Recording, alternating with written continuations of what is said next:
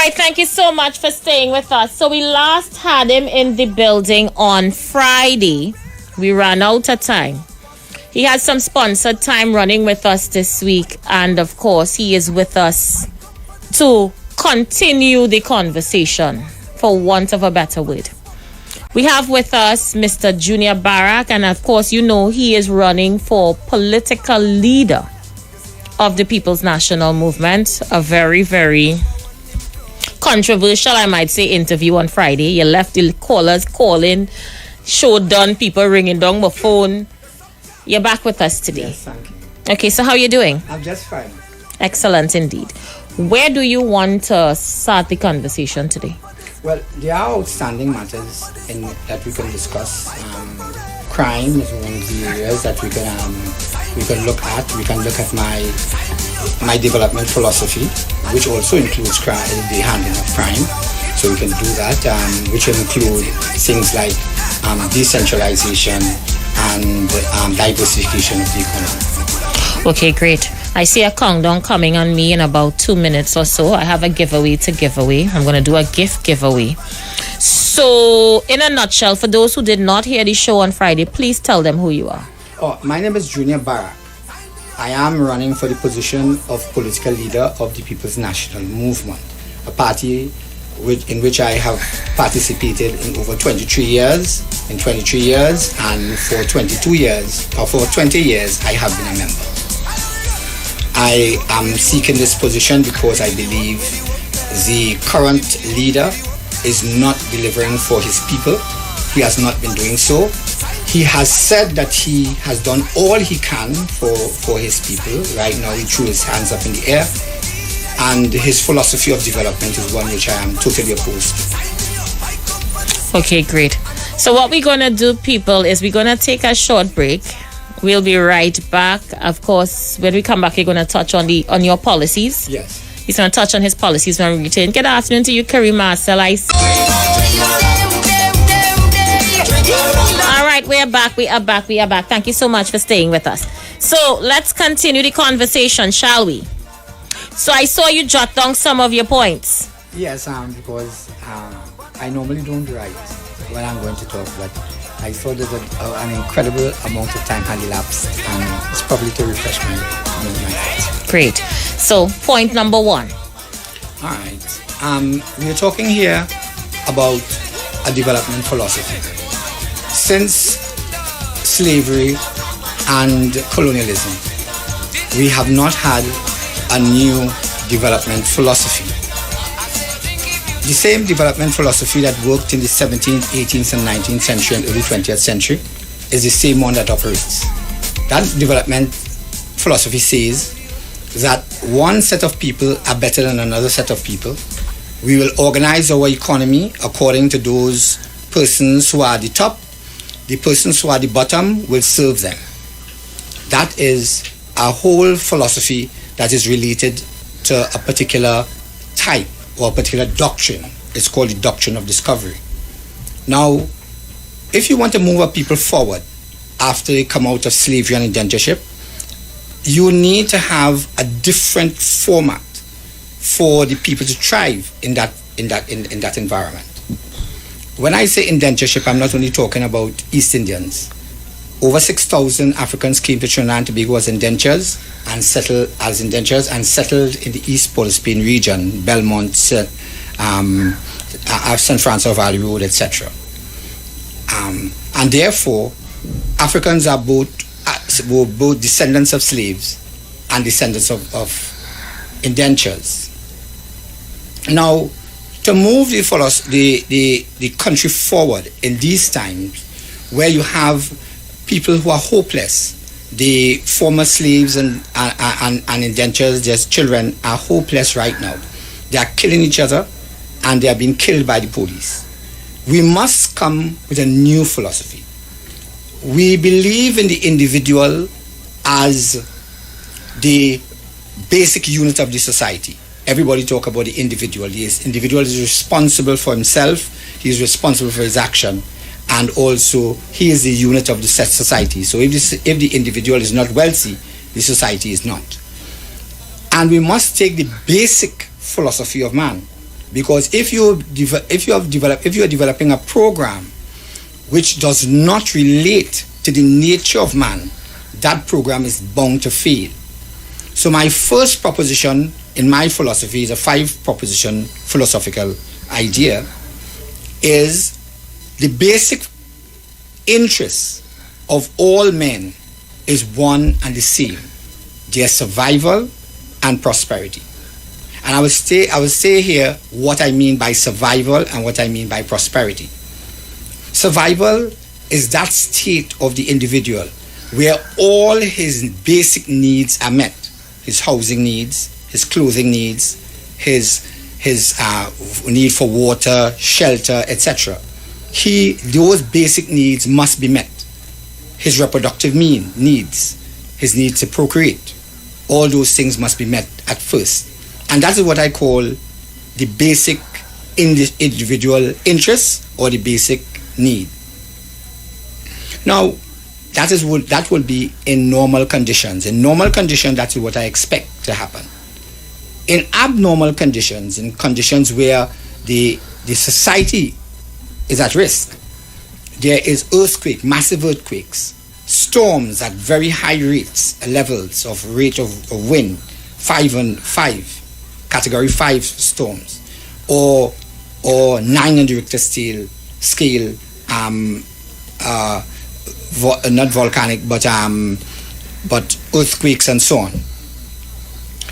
Volcanic activities can destroy the world. It has been projected that it has done so in the past, and we are looking at other catastrophic events like our nuclear war, as what's going on in Ukraine. In those events, we want to see that the individual in Trinidad and Tobago can survive. He must be able to live through those events, and therefore, that to be able to live through those events, you have to have store of food, you have to have store of clothing. Your houses must be built strong. You must have these things. You have to be able to transport, and you have to be able to produce even while you're under those conditions. And that is what the condition I will call prosperity. The ability of the individual in his home, in his family, in his community, can survive such situations. And that is what I call prosperity. So the second proposition that I have in my philosophy is the individual interest is the raison d'etre of community. When people come together as a nation, it should be that the individual interest, his survival, and his prosperity must be at the forefront of everybody else's survival and prosperity needs. You can't have one set of people having all the prosperity that they could, or wealth, and another set of people cannot even make it from day to day. And if there's a crisis, they will certainly die. And therefore, it means that community is related directly to the interests of the individual being met. And then I come to proposition 3, which is the individual interest, his survival and prosperity, must be the criterion by which the society is organized. The development model is organized. And therefore, it means that the productive sector of the community must relate to the individual survival and prosperity. Now, I have 2 more propositions, which I don't believe I need to go into here now, because the fourth proposition it deals with how the individual is a measure, and that is a measure of whether the individual is participating in the community, and that measure is to the extent to which his survival and prosperity needs are met. And the other one, 5, deals with the measure of the productive sector, the model, the development model itself, and to what extent its integrity is in place. It is the only philosophy I know about where there are 2 measures, one from the perspective of the individual and one from the perspective of the society, to determine whether or not development is taking place. So that is basically my outline of my philosophy. I don't know if you have any questions at that point in time. We're taking notes. Continue. Yes, definitely. So having put that together, we come to realize, you will certainly realize that all your problems of society must be addressed there. The individual must have the attention being paid to him in his family. So take, for instance, a child. A child in his home, what will be his prosperity needs? What will be his survival needs? Well, children, in some instances, have to be protected by the state. They have to be able to have their food, their clothing, their shelter, and everything that is necessary for their development. So that will be their survival and prosperity needs in that context as they live in their community, in their home. You have situations where children have dyslexia, they have different psychological problems, and nobody is taking care of that. There's no one looking out for them. No one is coming to see if they are well. Some children are abused physically and they're abused psychologically. And obviously they cannot be prosperous, because if they are abused physically and psychologically, it means that they cannot optimize their output. They cannot be the best they could be at that particular age. And as a result of that, it is bad for them. There is also the need for the parents to instill values in the children so that they can now become good for themselves and good for the society. When the values and these basic needs are met, you now come to the area of developing a culture in the community. Now, these are actually crime-fighting measures, because when the child is properly acculturized, when the child has values which his parents are instilling in him in his home, when the community is working with him to ensure that he realizes his potential at the level that he is and at the level that he would be in the various stages of his development, we now find that the society is taking care of itself. We have a United Nations Convention, the United Nations Convention of the Child. And what we have is that the convention is not implemented. If the convention was implemented since it was signed in 1989, during the time of the NAR, we would have developed a very good culture in our society, because we would have been taking care of the children, and the young men would not be running around killing themselves in the society at this point in time. In my philosophy, it demands that the society and the community takes care of the child in his home, in his community. And as a result of that, it requires a certain organization. And this is where decentralization takes place. The decentralization of the administration of government must go towards the regional corporations, which will work with the councillors and so on, and who will in turn work with village councils and other organizations in communities to ensure that the individual interests, the survival and prosperity needs of the individuals are met. This includes the economy. When you have diversification of the economy and decentralization in terms of administration, you have economic potentials and development within the context of the community itself. You have the individual, regional corporation, municipal corporation seeking out the opportunities within this community to generate income, marrying vacant land with unemployment and making business. It is best done at the level of the individual in his community and at the regional corporation. The great Prime Minister George Chambers, he had a white paper on local government and community development. That white paper is missing in terms of the implementation of that policy, what I'm talking about. Because what Mr. Chambers was able to realize is that the councillor will play a significant role in the community in development. And the councillor working with the village council will come from the village council movement. So he's working on the ground with the people. And then the parliamentarians are likely to come from the councillors who know what it is to manage communities and therefore can properly represent the people at the level of Parliament. So that was Chambers' perspective. I think local government has its role to play.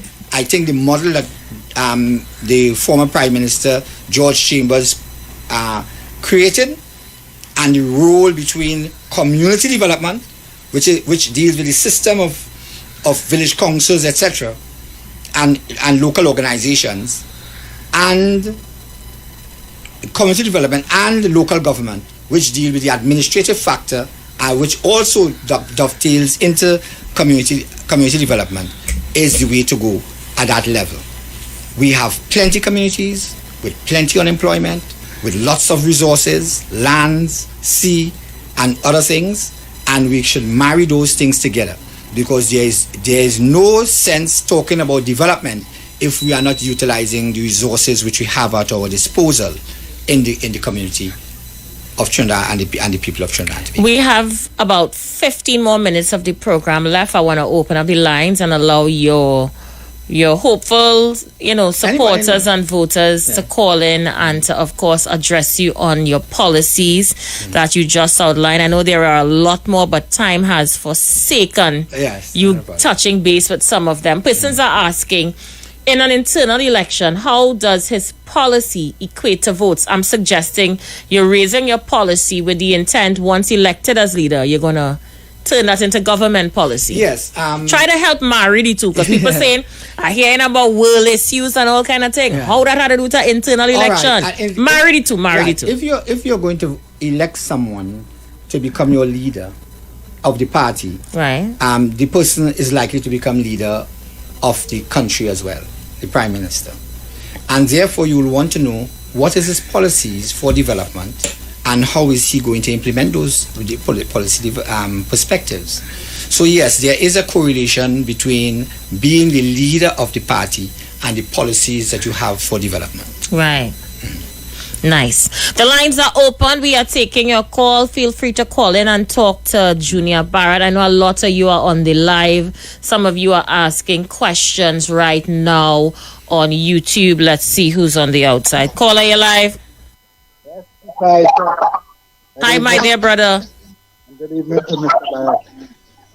Barrett. I said this, Mr. Barrett. He said he was with Basil Pandey government and also Kamala Prasad Bisada government. I want to know if you are with those two governments, and if he was with those two governments, all the African talking now, Kamala Prasad Bisada had 29 seats. And if they did not do nothing in that 29 seats, I can't see where he will get at 29 or 30 seats again. So I want him to explain that to me, because I ain't talking for African. I as an African, don't want no other race to talk for me. We have to fix our business. Every knee had to bow and every tongue had to confess. I don't want none of them to come with no kind of deceitfulness and say talking for me. I mean, deep down in the heart, you're not after me trying to catch me. I'm smarter than that. Have a blessed evening. Thank you so much, my dear brother. It was a question, right? Yeah. Yes, the question is, I was not in the UNC when Kamala Prasad Bisesa became Prime Minister. That is, I had long left the party, right? What the other question was? Whether or not I would be able to make any contribution now, as though I made my contribution when I was in the UNC, and that's why you have a Baptist holiday. That's why the Emancipation Day is still a public holiday, and that the Orishas got their festival day and they got their marriage act, right? So and the Baptists got lands, the Orishas got lands. That's what I did when I was there. I challenge you to get any other African that you know have done anything near to what I have done while I was in the UNC for the PNMBs. So if you know anyone, including Dr. Rowley, you're free to call it. And or yourself too. You can add yourself inside at the same time. You can add anybody else as you want. Because I know that is the greatest delivery for African culture that has ever been done. Okay, we have another one. Right? Caller, you live. Good afternoon again, Isha. Good afternoon, Mr. Barrett.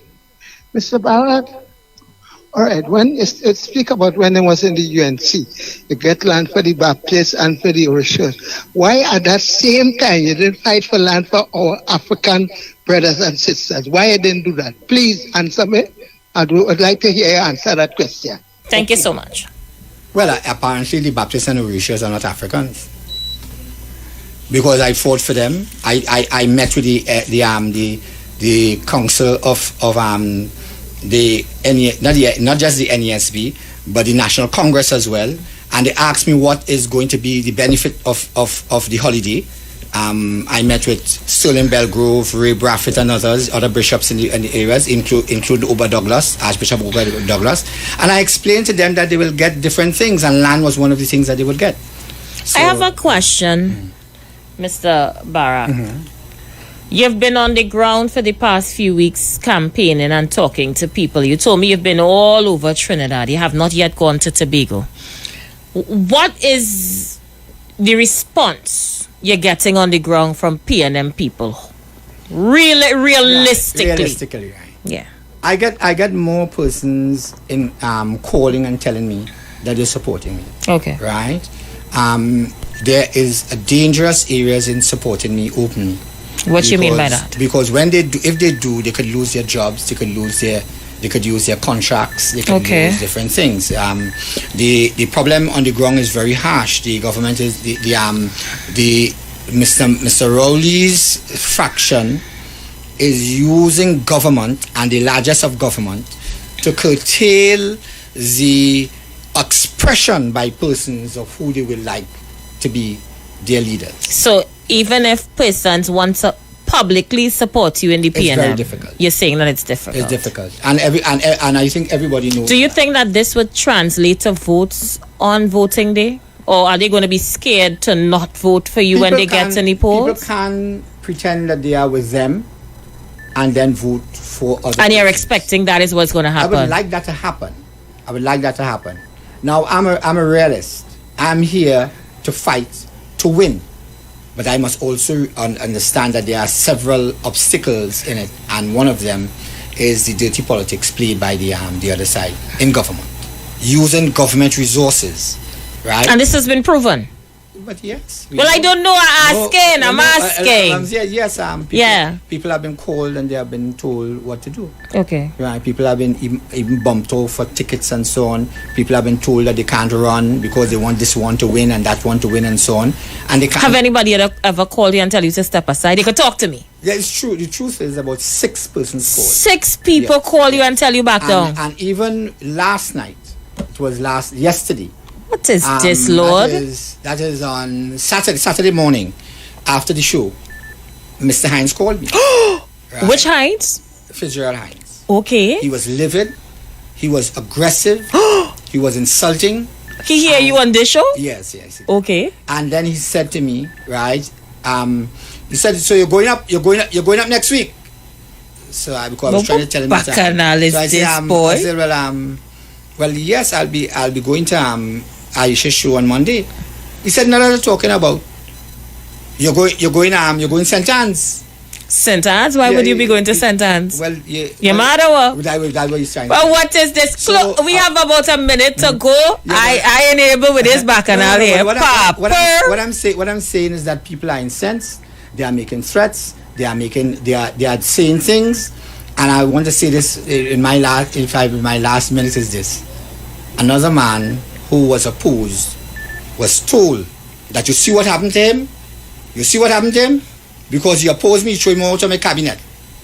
That man ended up being a stroke, heart attack, and death. So wait. I just want to say, no, Isha. People have been threatening people, and people are claiming, and people are taking claim. They're taking the kudos for what has happened to those people, right? I want to tell Mr. Hinds that witchcraft is against the law. Are you being threatened with witchcraft now? Let me tell you, yes. What bacchanal is this, boy? I'm telling you, witchcraft is against the law. The Summar Offences Ordinance, Section 43, is very much in play here. I want to tell him that I'm not afraid of those things. I have no problem with that. But from what you told me, he asked you as if you're going St. Anne's. Yeah. How the witchcraft come in that don't play me, Junior Barrack. No, that is. I know by now you might believe that I am well read. I am read. Okay, so going St. Anne's mean you're going mad. No, but what are to do with witchcraft? Going mad. It is auto-suggestion.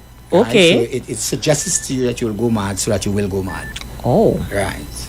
I see. Yeah. So closing comments. Let me mind my business, drink water and mind my business. This election heating up, a few days to go. Go ahead and talk to, of course, the electorate of the PNM. Go ahead. Yes. I want you to understand that you are going to be under fear, threats. People are going to move all devices to deflect you from doing what your heart desire. I am the only candidate in this race who have delivered for my people at the rate at which I delivered over the years. You know I will deliver for you. I am fearless in execution. I've gone to all communities in Trinidad and Tobago, whether it is Vegas, anywhere. And I am telling you, I will stand for you, I'll fight for you, and I will deliver in a way in which it has never been done in the history of Trinidad and Tobago. And I want you to work with me. I want you to overcome your fears and work with me. And I want you to pray for me too. For those who are trying to create fitna, those who are trying to create confusion, and those who are making threats against me and my person and my mind. Thank you very much. Thank you so much, people. I going home, Tomorrow is another day. As I usually say, TNT, do a good deed today until tomorrow when we come with something else, something new, something hot on the official station of Defense, the Nation, the Street, 919 FM. The views expressed are not necessarily the views of the management of the Street, 919 FM.